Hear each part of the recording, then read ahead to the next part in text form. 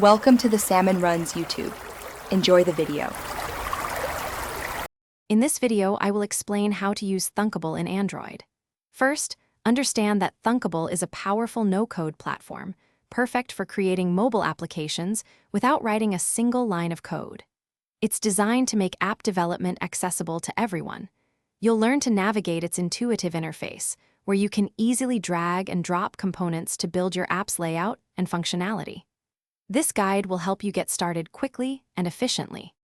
Now, let's dive into designing your first app. Begin by opening Thunkable and choosing to start a new project. You can either select a blank canvas or use one of the many pre-built templates to kickstart your design. The core of Thunkable is its drag-and-drop interface. Simply select components like buttons, labels, or images from the left panel and place them onto your app screen. Remember to adjust their properties, such as text, color, and size, to match your vision. Once your design is complete, it's time to bring your app to life with logic.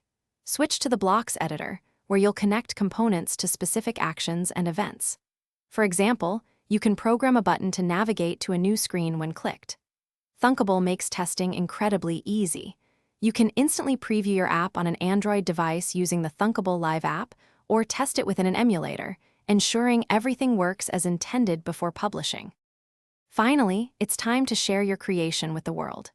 Thunkable allows you to easily export your completed project as an Android application package or APK file. This file can then be uploaded to various app stores, like the Google Play Store, making your app available to millions of users.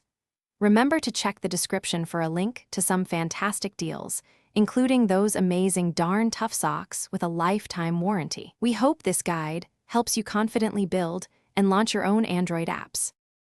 Thanks for watching. Consider subscribing if we helped you.